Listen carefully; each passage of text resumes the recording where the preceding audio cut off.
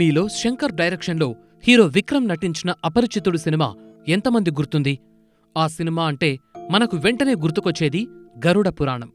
అవును, సినిమా చూస్తున్నంతసేపు మనల్ని అనుక్షణం వెంటాడి ఆశ్చర్యపరిచిన మరియు ఒకంత భయపెట్టిన విషయం ఈ గరుడ పురాణం. ఎందుకంటే ఈ సినిమాలో హీరో విలన్లకు భయంకరమైన శిక్షలు వేసి వాళ్ల ప్రాణాలు తీస్తూ ఉంటాడు. ఇక ఈ శిక్షలన్నీ గరుడ పురాణం అనే గ్రంథం నుండి తీసుకోబడ్డవి. అవును, వీటి గూర్చి రకరకాల వార్తలు ప్రాచుర్యంలో ఉన్నాయి. అయితే అందులో కొన్ని కల్పితాలు కూడా ఉన్నాయి. ఈరోజు ఈ వీడియోలో మీకు గరుడ పురాణం గురించి పూర్తి అవగాహన కల్పించడమే మా లక్ష్యం. ఈ వీడియోని అస్సలు స్కిప్ చేయకుండా చూడండి, ఎందుకంటే వీడియో చివర్లో మీకోసం కొన్ని ప్రశ్నలు సిద్ధంగా ఉన్నాయి. ఇక ఆలస్యం చేయకుండా వీడియోలోకి వెళ్ళిపోదాం. అసలేంటి గరుడ పురాణం? గరుడ పురాణం అనేది 18 మహాపురాణాల్లో ఒకటి. ఇది హిందూ మతంలో అత్యంత పవిత్రమైన మరియు ప్రముఖమైన గ్రంథం. ఈ పురాణం విష్ణు భక్తి, వేదాంతం, ధర్మశాస్త్రం మరియు మోక్షం గురించి విపులంగా చర్చిస్తుంది. అయితే గరుడ పురాణం పేరు చెప్పగానే మనకు గుర్తుకొచ్చేది గరుడు. అవును, ఈయనే విష్ణువు యొక్క వాహనమైన గరుత్మంతుడు. ఈ పురాణంలో గరుడు ప్రధాన పాత్రధారి. అతను మనకు మృతుల ఆత్మయాత్ర, పాపపుణ్య ఫలాలు మరియు నరకంలో అనుభవించే శిక్షల గురించి వివరంగా చెబుతాడు. ఈ గరుడ పురాణం మొత్తం 2 భాగాలుగా ఉంటుంది. వీటిలో మొదటి భాగం ఆచారఖండం మరియు రెండో భాగం ప్రేతఖండం. ఆచారఖండంలో ధర్మశాస్త్రాలు, పూజా విధానాలు, వ్రతాలు మరియు ధార్మిక ఆచారాల గురించి ప్రస్తావనుంటుంది. మనం ఎలా పూజ చెయ్యాలి, వ్రతాలు ఎలా చెయ్యాలి, ధర్మాన్ని ఎలా పాటించాలి అనే విషయాలను ఈ భాగంలో వివరించారు. ఇక రెండో భాగంలో మరణానంతరం ఆత్మయాత్ర, పాపపుణ్య ఫలాలు మరియు నరకంలో అనుభవించే శిక్షలు ఉన్నాయి. ఈ భాగం చాలా ఇంట్రెస్టింగ్గా మరియు భయానకంగా ఉంటుంది. ఎందుకంటే ఇక్కడ మనం చేసిన పాపాలకు అనుగుణంగా ఆత్మకు ఎలాంటి శిక్షలుంటాయో వివరిస్తారు. ఇందులో చెప్పబడ్డ శిక్షలు ఎంతో భయంకరంగా ఉంటాయి. ఈ శిక్షలు ఎలా ఉంటాయంటే పాపం చెయ్యాలనుకునే వాళ్లకు వెన్నులో వణుకు పుట్టించే విధంగా ఉంటాయి. తప్తశూర్ప. ఈ శిక్షలో పాపం చేసిన వారిని తాపనగా ఉన్న రేకులపై పడవేస్తారు. వేడి రేకులపై పడ్డం వల్ల వారికి తీవ్ర వేదన కలుగుతుంది. ఈ శిక్ష ఎవరైతే తీవ్ర పాపాలు చేస్తారో వాళ్లకు విధించబడుతుంది. అంధకూపం. ఈ శిక్షలో పాపాత్ముల్ని పూర్తిగా చీకట్లో ఉన్న గుహలో నెట్టివేస్తారు. ఈ గుహలో ఎలాంటి వెలుగు ఉండదు, అది పూర్తిగా చీకటిగా ఉంటుంది. ఈ గుహలో వారు ఎలాంటి వెలుగు లేకుండా భయంకరమైన అనుభవాలు ఎదుర్కోవాల్సొస్తుంది. శరమేషతం. ఈ శిక్షలో నరకంలోని రాక్షసులు పాపాత్ముల శరీరాల్ని చింపి ముక్కలు చేస్తారు. ఈ శిక్ష ఎంతో భయంకరంగా ఉంటుంది మరియు పాపాలు చేసిన వారికి తీవ్ర శారీరక మరియు మానసిక వేదన కలిగిస్తుంది. తప్తకుంభ. ఈ శిక్షలో పాపాత్ములను వేడి తాంబాల కుంభంలో వేసి మరిగించి శిక్షిస్తారు. ఈ శిక్ష ఎంతో భయంకరంగా ఉంటుంది మరియు అత్యంత వేదన కలిగిస్తుంది. వజ్రకంఠక శాల్మలి.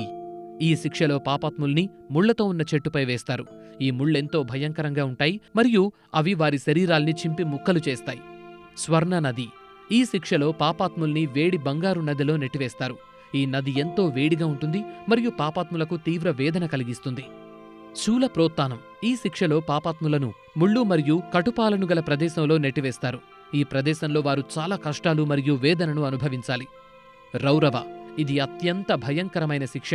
ఇందులో పాపాత్ములు భయంకరమైన ప్రదేశంలో ఉంచబడతారు. అక్కడ రాక్షసులు మరియు పిశాచులు వారికి తీవ్ర వేదన కలిగిస్తాయి. కుంభీపాకం. ఈ శిక్షలో పాపాత్ముల్ని మరుగు మంటలున్న కుండలో వేస్తారు. ఈ శిక్ష తీవ్ర వేదన కలిగిస్తుంది మరియు చాలా భయంకరంగా ఉంటుంది. అతిశయం.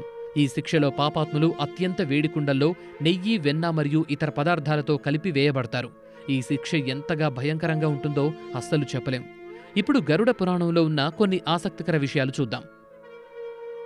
పునర్జన్మ సిద్ధాంతం ప్రకారం మనం చేసిన పాపాలు, పుణ్యాలు మన తర్వాతి జన్మల్ని నిర్ణయిస్తాయి. పునర్జన్మ అంటే మనం ఒక జన్మ తర్వాత మరొక జన్మలో పుట్టడం.